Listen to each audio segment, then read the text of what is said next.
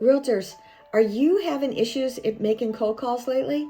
And I'm talking from a perspective of the call not going through or your text not going through. What's going on? Well, I don't know if you know, but I know. So I'm going to tell you my story. Back in July, which is when this all started to happen, I was sending out texts, like 200 texts once a week. And I would send them out to my organization. And they were all people that I knew. So I felt very victimized when I had this issue. So I'm sending out texts I have an iPhone, and I would send out texts to both iPhone users and Android users and whatever other phone that they might have, right?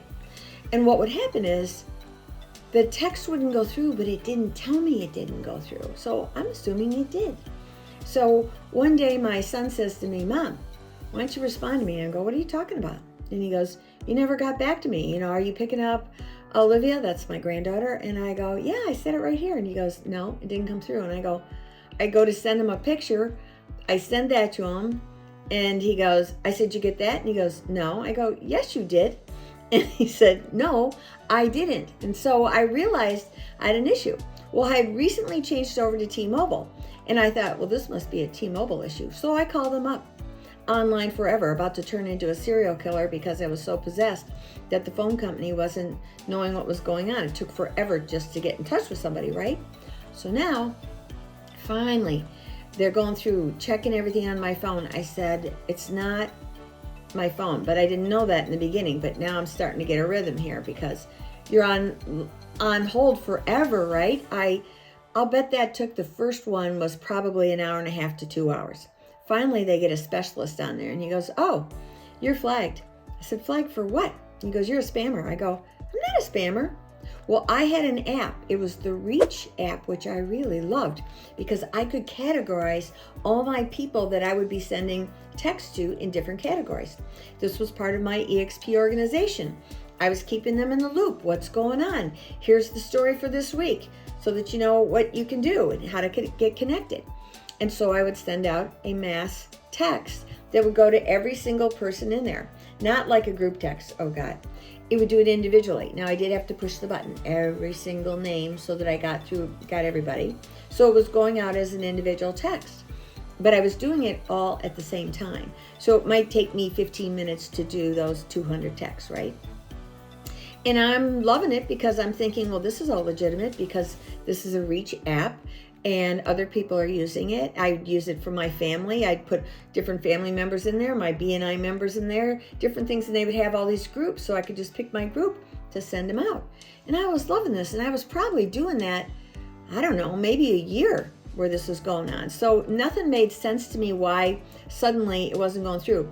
The fact that I couldn't tell that my text was going through is really disturbing because then I realized, oh shoot, I've got clients that have Android phones. They're not getting my texts. I think we're having a conversation. They're asking me something. It's not responding to them. Oh man, I was livid. So I dropped T-Mobile like a hot potato and went back to AT&T where I thought I wouldn't have any more issues. Unbeknownst to me, I was still having the same issues. So then I said, well, maybe it's my phone. I bought a new iPhone. I didn't need it. Boy, did that tick me off. And so they transfer everything over, including the app, because it never dawned on me it might be the app. So we get the new phone all set up, and boom, I do my text, and there it is again. I got everything. My whole phone's all jammed up. And so they said, maybe your number is flagged as a spammer, because I did use my personal number. Another tip. If you're going to do mass things like that, don't use your personal number. I said, I've had this number for 18 years. I don't want to give up this number. But I bought the new iPhone, which allowed for 2 numbers on there, a primary and a business number. And I thought, okay. So I got the second number. And because I knew I could send it out regular text to my iPhone people because that wasn't an SMS. I don't know the S's. Anyway, I could send anybody that was an iPhone user a text, a picture, whatever. But I wasn't able to do it unless I used this new business line because it wasn't flagged as a spammer. The problem was it would jump between primary and business on me and drive me friggin' crazy. So I said, okay, I'm going to delete the app because I thought maybe it's got to be the app. I would spend hours and hours and hours with AT&T. I would go in the office. I would have experts working with me. We reset the whole phone. You want to know what a pain that was? It was awful. So then I'm talking with this guy, and he's an agent who's a cold caller. He's a Mike Ferry guy. You know, they make all these millions of calls. They got their Vulcans and they're doing all these calls. It's never been my style. But I applaud the ones that had the courage to do that, because man, they would blow up these businesses fast, make a lot of money. And it just wasn't me. So anyway, I was talking to him and he goes, something's going on with, I think, AI and the phone companies. I said, why do you say that? And he goes, you can be dialing a bunch of numbers and the number doesn't even go through. I said, really? And so I said, when did that happen? That happened around July. He goes, yeah. So I go into ChatGPT, my buddy, and I ask, something happened in July that was going on with the phone company? Let me just say. It says, enhanced filtering and blocking.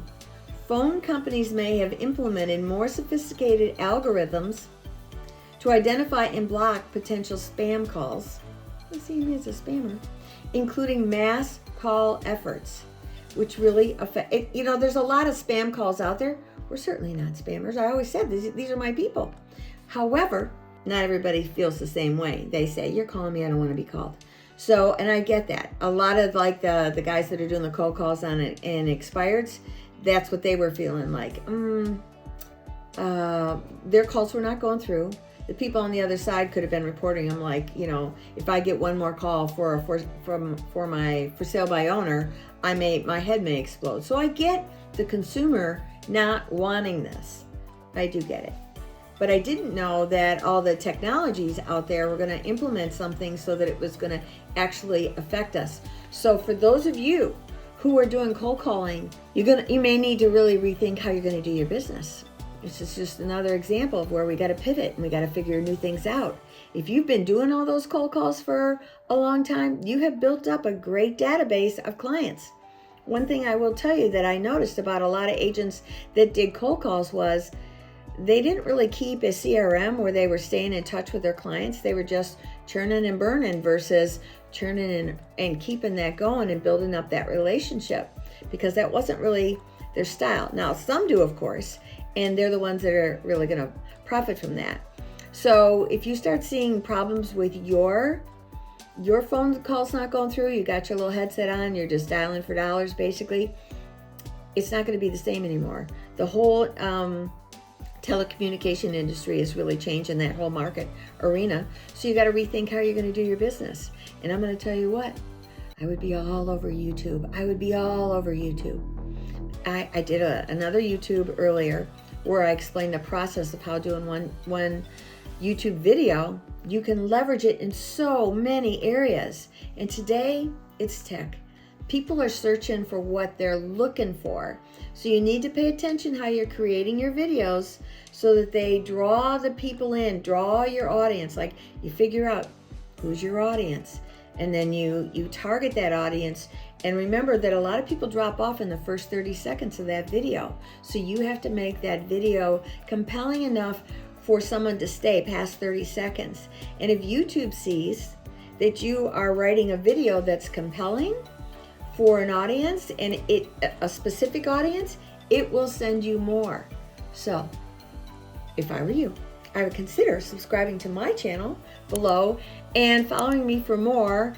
Share this out. Man, I get so much more traction when I share. I'll share yours. So anyway, I've got lots of tips and tricks. Love to share more with you.